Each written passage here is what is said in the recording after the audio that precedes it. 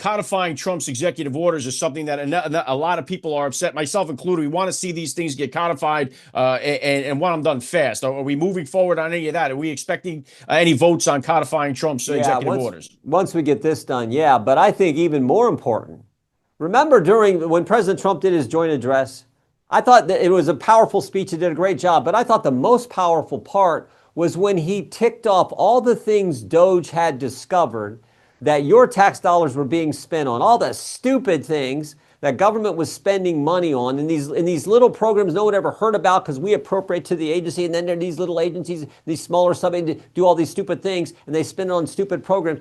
When he ticked all those off, we need a rescission package. We need the White House to send us.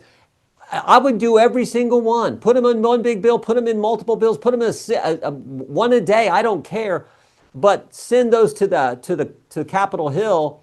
And when the White House says, okay, this money was allocated, we're going to rescind this, we have the same, we get the same deal with the Senate. You don't need 60 votes, you can do it with 50. So let's rescind some of those Sesame Street in Iraq, paying money for Big Bird and Bert and Ernie in Baghdad is stupid. So let's rescind some NPR. We had a hearing on this. Like, that's also what we need in addition to codifying some of those executive orders. It's not only that. I would go even beyond that. As a taxpayer, to see where your money is going, it's frustrating. Then you see, okay, where was that money actually going?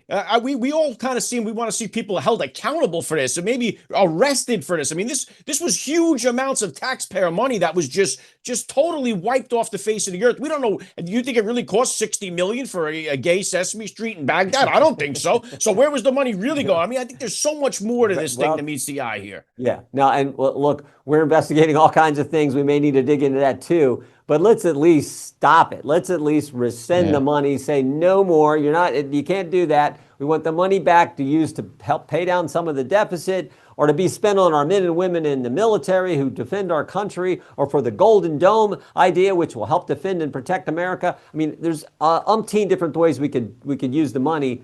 Maybe the most important is dealing with the deficit and the debt. Yeah, we'd like to hold on to more of it as well, too. So let me go on to this.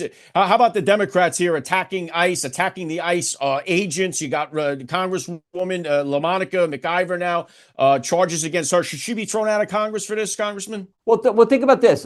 Look in the big picture. So first, it's mayors and Democrat city councils who are saying, we're not going to work with ICE. We're a sanctuary city. And they make it tougher for ICE to arrest somebody who's in their jail. They just release them on the street, and then ICE has got to go arrest them on the street instead of letting it happen at the jail. So it's sanctuary cities. Then you got governors and state legislatures becoming, in these liberal states, sanctuary states. We're going to impede the federal law enforcement efforts in our state. Then you find out it's a judge in Milwaukee who says, I'm going to let the bad guy out the back door while the good guys are coming in the front door so they can't arrest the bad guy. I mean, it's craziness. That lady's being prosecuted. And now, 2 weeks ago, it's members of Congress interfering with the enforcement of federal law at an ICE detention facility. That's just, I mean, this is ridiculous. But this is the left. This is how ridiculous the left is. Sanctuary city, sanctuary state, judges letting the bad guy out the back door and not letting the good guys on the front door actually apprehend this individual. They have to go out and do it on the street, risk the public safety of the people themselves and, frankly, the migrant. And now we even have members of Congress impeding ICE, keeping ambulance from coming to the facility, if you saw the video.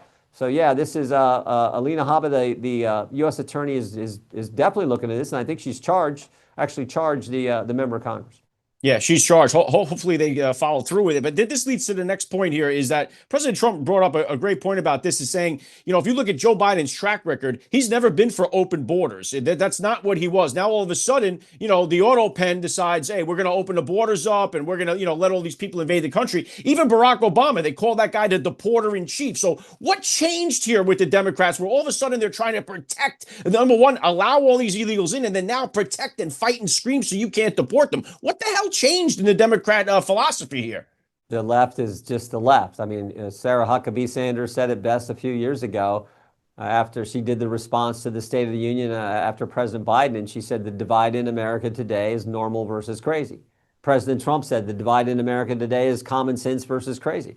Not all Democrats are crazy, but the left that controls their party is. They say It's crazy to defund the police, but that's their position. It's crazy not to have a border, but that's their position. It's crazy to let 8 million people, 10 million people come in the country, illegal migrants, in a 4-year time span. That is crazy. It's crazy to let men compete against women in sports.